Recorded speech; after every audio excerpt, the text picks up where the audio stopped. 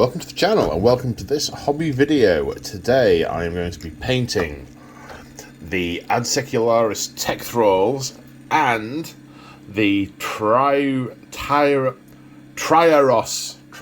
yes, get it right, Conveyor, both from the new Mechanicum box set. I've already done the Castellax. There's a separate video on the channel for the Castellax, and I've just finished doing the Thallax. They are pretty much the same technique as the Castellax. I've not done a separate video for those. But today I'm going to do the Adsecularis Tech-thralls and the Conveyor. Techniques for these being slightly different to the other ones, much more, quite different in the case of the Tech-thralls. My first dilemma was what colour to undercoat them. I mean, you can see I've settled on Chaos Black, but if you look at the, can I get this so it's light without being shiny? Yeah, there we go. If you look at the box art, and I do like me some box art, there's no one dominant colour that's all over the model, but there are lots of straps, lots of sticky outy metal bits, lots of pipes and things. So I've opted for black, and the first thing I intend to do is a thorough dry brush of lead belcher over the majority of the model to make all of the metal bits metally, and then block in the various different colours. Now the approach with the carrier is, I decided that I would, of the two options, either painting the whole thing red and blocking in the metal, or painting the whole thing metal and then blocking in the red. I decided the latter would be more straightforward. So my first step with the carrier is going to be to get Nuln Oil over it, and then I can dry brush with with lead belcher all the metal parts before I then start picking out the bronze. I'm going to be flicking between the two in the video, I think, or I might do one then the other. Basically, I don't know yet. If you watch my videos regularly, you'll know this isn't particularly pre-planned. Much of this happens as it goes along, and you get to see the end result. But either way, first step on this is Nuln Oil and then an Iron Breaker dry brush, or possibly a lead belcher dry brush, depending on, because I want the tracks to be a little bit darker. But either way, first step, Nuln Oil. First step here, lead belcher dry brush. So let's crack on with that and see where that takes me. Okay, so the dry brushing is done. I had intended to mainly focus on the metal parts of the model, but the metal is chuffing everywhere on the Mini, so I've basically just done the whole Mini. And then I got through it and thought, that's okay, and then realised that all the boots had toe caps and missed the feet, so I went back and did the feet again. The dilemma I now have is what order to do all the other blocking in. And what I think I'm going to do is the black first. I'm going to use Black Templar contrast, because the undersuit, the undersuit on the torso and the legs is black. And I don't know, if I haven't decided if I'm going to do the casing black on the gun or not. The box art shows it as black, but I've done the casing red on all my other minis that I've done so far, and I kind of like them. So I'm not sure if that's what I'm going to do or not. I think I will try doing it red, because there's not going to be that much red on the model. The casing on the backpack's red, and the torso plate's red, and the face plate's red, and in the box art, like the kneecaps and the belt buckle are red. It's not a huge amount of red. So I might do this piece of casing red as well. Then obviously I've got some pipes. I haven't decided yet how many of the pipes I'm going to do with the tertiary colour, which is blue, and how many I am going to leave as black, or maybe pick out in a different colour. Oh, they're all falling over. They've all got these big sticky outy bayonets on the front, and it does make them a little bit unstable. So I think what I'm going to do is I'm going to do Black Legion on the bodysuit and some of those pipes. Then I'll go on to the bronze detail, which will mostly be on the gun and around the chest plate. So for that, I'm going to use Skyorax bronze with some Agrax. Then I'll go on to, well, I say this is the order I'm proposing at the moment. I may well change. Then I'm going to do the boots in Steel Legion drab, the red in Mephiston red, and then go over both of those with a nice even coat of Norn oil, and see what that looks like. Then I got to decide how to do that nice sort of really pallid flesh colour. It's almost sort of bluey green. Now, Deepkin flesh is the obvious one for that, but then I will need to highlight it up with something. So I'm thinking pallid witch flesh, but they really are quite different tones. One's sort of pinky and one's sort of greeny, so I don't know how well they'll go together. So that'll be a bit of an experiment when I get to that stage. Then I'm on to the eye lenses and pipes and things in the blue. But next stage, definitely black on the suits. Okay, so I have done the bronze and then shaded it with Agrax. Oh, there's just a cloud of cat hair because Lemmy's just been by. So just pick this one up reasonably at random. So the reason I have done this in this order is I have to be fairly neat on the gun because I've already painted the metal parts with the lead belcher dry brush. But on the carapace and on the headgear, they overlap where they border where the red is going to be. So I could afford to be quite quick with them because I'm going to paint over the adjacent section which I've ended up splashing the Agrax onto. And you can see there a bit on the helmet where I've gone over the lines, and on the back. Doesn't matter because it's going to be red in a minute. So they're starting to look. One of the classic Mechanicum colour schemes is black and bronze, and they're starting to look kind of like that. Of course, I want them to be red, so as to look like these guys. So yeah, I don't want them to stay like that, but we are getting there. Right, boots, and then the base coat of red, and then the Norn oil, I think. Okay, so I've done the red. I've got the Mephiston red blocked in on these guys.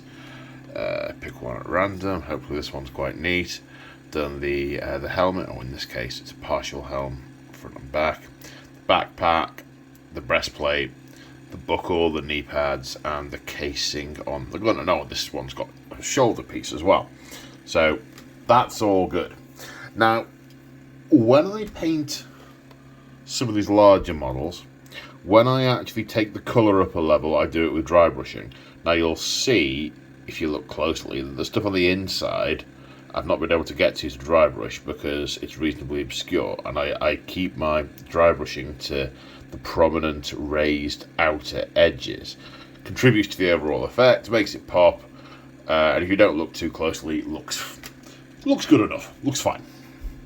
But these haven't got large exposed raised edges, and so I'm nervous about, nervous about how, if I then inked these in Norn oil, then needed to do another coat of Mephiston on top, and then some Evil Sun's Scarlet, and maybe even some Wild Rider Red, how it was actually going to look. Was I just going to end up painting 5 layers over the same place? And what's it going to look like? Is it going to be any good? Etc, etc, etc. So I've done some tests to decide what to do. So here on the right, this one has no inking of any sort on it. That's just as the other ones at the back. This one, next one along, has just got the Norn oil. This one has the Norn oil and then a coat of Mephiston, which I was able to, on some of the larger pieces, just avoid the edges. I wasn't sure I was going to be able to do that easily, but I was.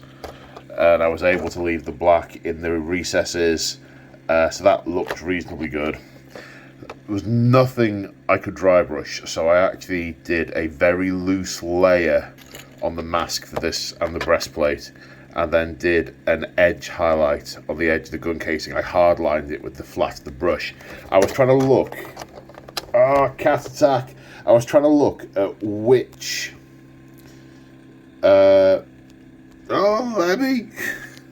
I was trying to look... Oh, she's gonna wreck the toasters. That's a joke. If you guess it, you get it.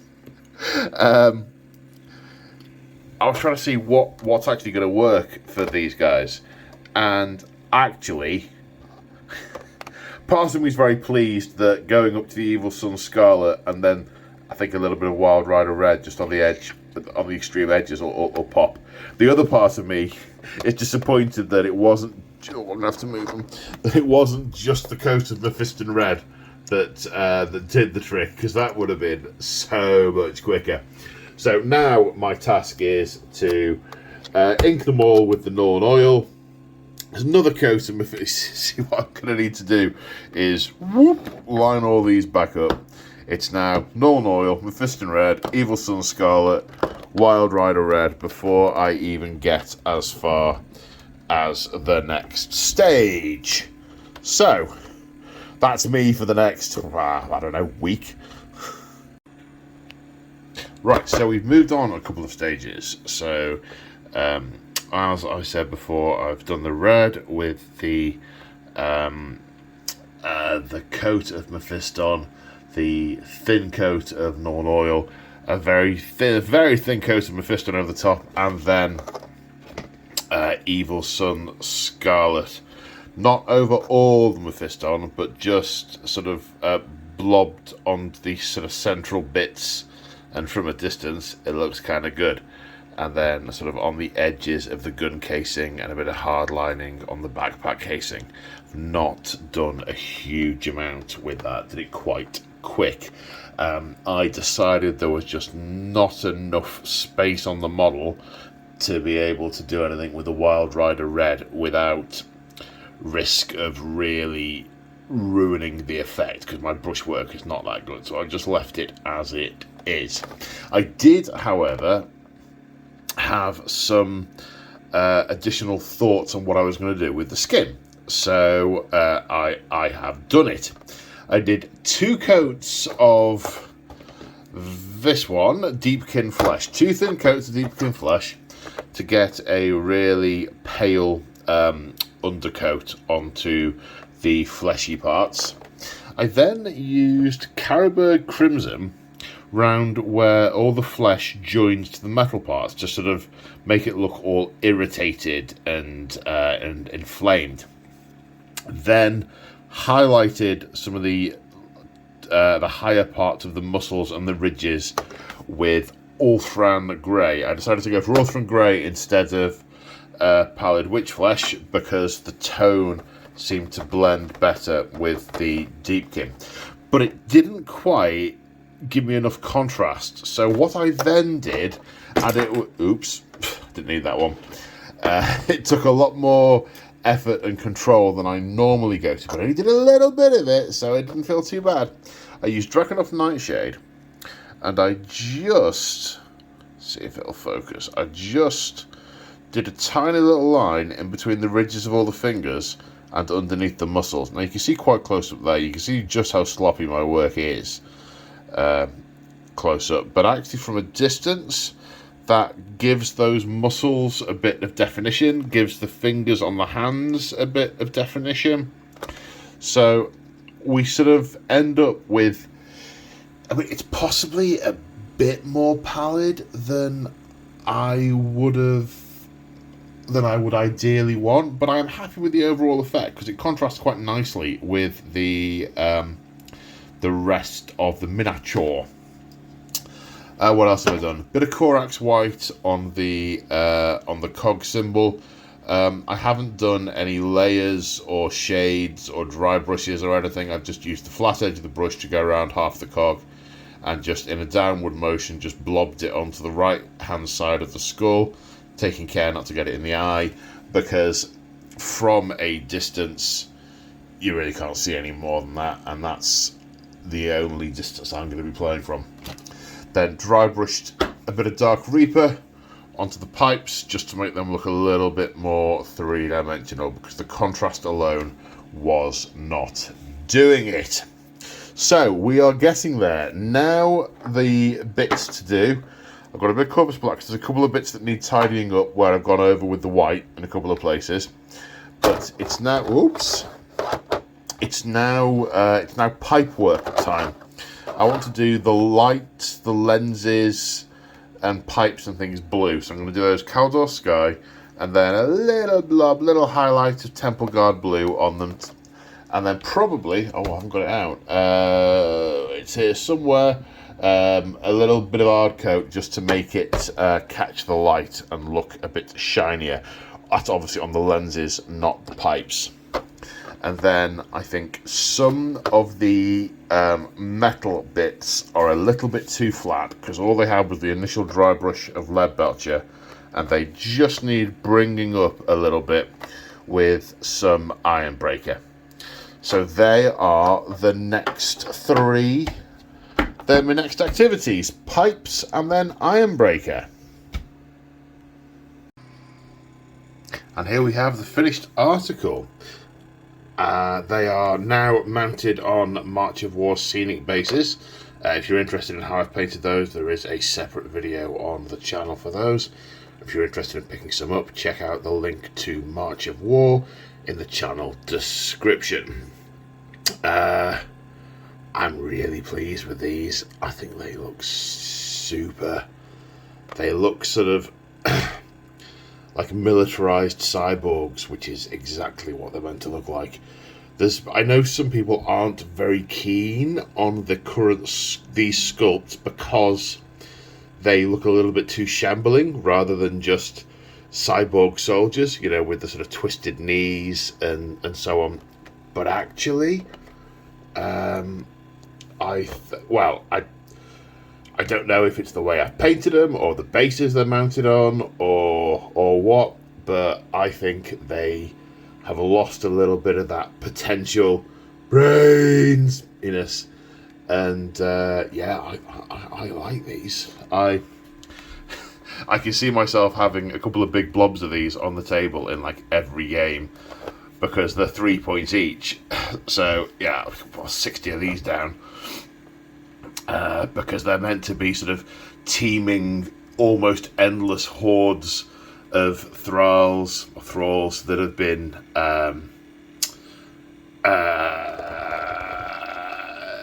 just emptied out of forges. So yeah, I know they're no good. I know their stats suck. I know that they're probably good value for 3 points a model, but that doesn't mean a huge amount. But I think they look really cool. So I'm tempted to get more of these. But for the fact they take so long to paint. Right, now on to the Conveyor. I have to say, the Conveyor was an absolute joy to build. It went together so perfectly. Some of the older kits, the tracks, there's just sometimes difficulty lining them up and a bit of frustration and loads of mould lines to file off, and the body. I know I've struggled with the Legion Rhinos because I can't seem to get the knack of fitting the body bit together. But this was an absolute delight to build, and it's a monster model. I mean, it's huge. Well, by the standards of other things, I mean, it's huge. I mean, look at the size of that. Woohoo! And even when you put it next to one of these, it's pretty big. So, I've done a couple of things slightly differently. I've taken the weapons off because it's going to be easier to get to the panels. But this is a piece that I didn't glue in because of access to all the around and so on. And it's a really simple, straightforward bit to do. So I've done this as a sort of prototype. Pretty much exactly the same method. But with there being more brass on this one, I was able to really take advantage of going 2 thin coats of the brass. Then I've done a coat of Agrax Earthshade, then a dry brush in the brass, then a dry brush in Ironbreaker. And I think it's got a really nice sort of polished look to it. Polished metal look. And then the same method for the Mephiston red on the panels, and the weapons just got the Black Legion for the casing on the Hunter Killer missiles. Ha ha ha ha ha.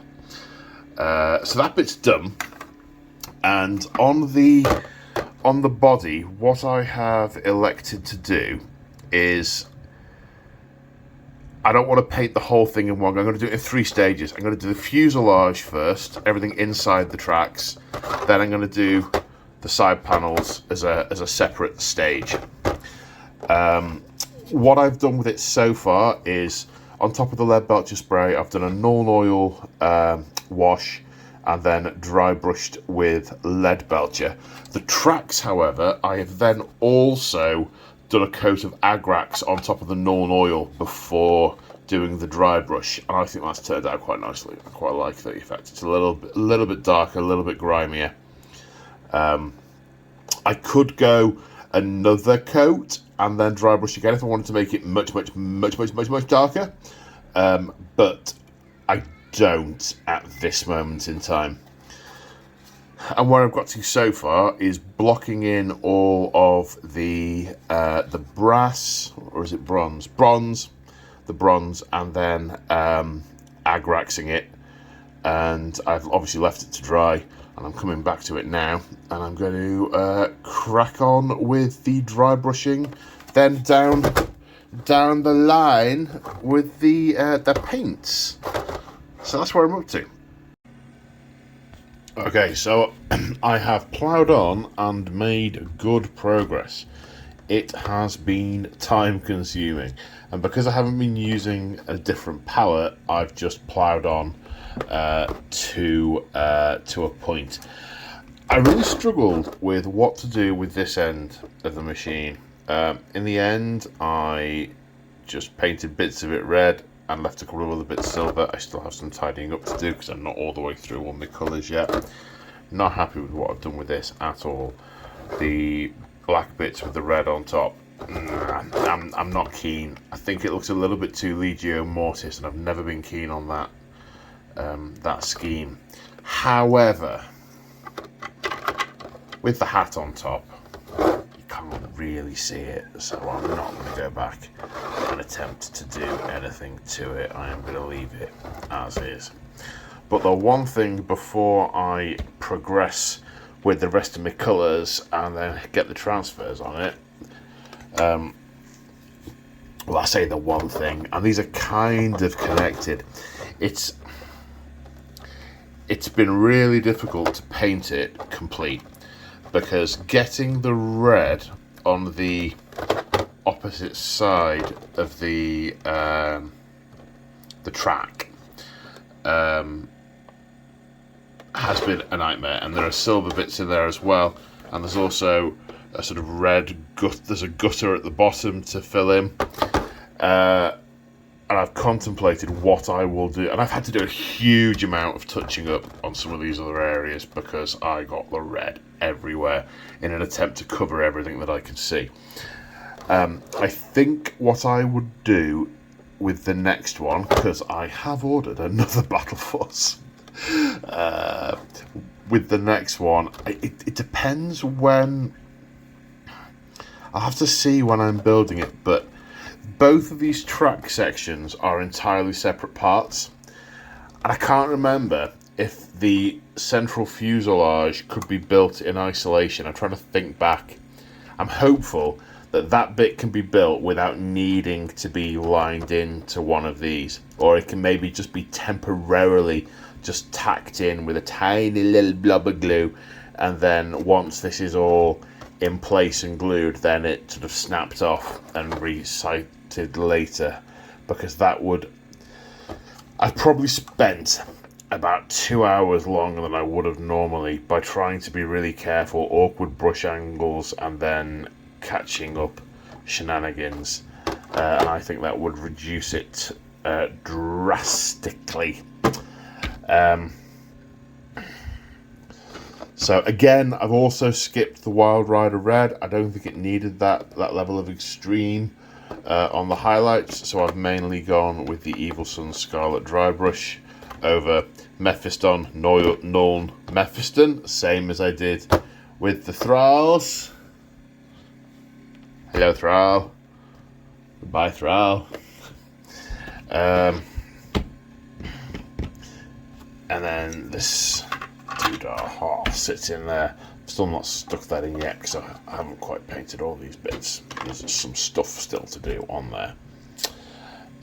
So yeah, I've still got the white, the blue, and then a bit of dry brushing on the black pipes. And I want to do some more Iron Breaker highlights on the metalwork on the two sides. So I'm going to go back to Iron Breaker again. Right. Let's crack on. And here we are with the finished article. You see I've done the servo skulls on the servitor-powered weapons, and the pipes in blue, and a few little lights and things in blue, and the big light on the front also in blue, the less big light on the back also in blue, and then I have put on the transfers. Now the box art shows a series of smaller transfers here, a bunch of characters and a smaller Tag Martyr symbol, but I did not have the patience for that, so I've gone for Tag Martyr, Mechanicum, and whatever that means in the centre. I've used Microset and Microsol to put them on, and then I have touched up around them with a bit of Mephiston, as Microset has a habit of but you can even see there just about a bit where I've touched up, as Microset has a habit of changing the tone somewhat. Now, on one other thing to note is how I did the transfer on here. It's relatively straightforward. It's a single transfer. I didn't cut it before I put it on. I put it on a hole. Then once it was in position, I let it mostly dry. Then using a super sharp penknife, I slit along the middle line. Then put more Micro Sol, the red one, the softener, and the decal then just softened and took to the shape of it. Then a little bit of touching up with some black, a little bit of white where there were some tiny holes, and hey presto, we have a completed conveyor. Uber transport, the best transport in the game with nothing to put in it.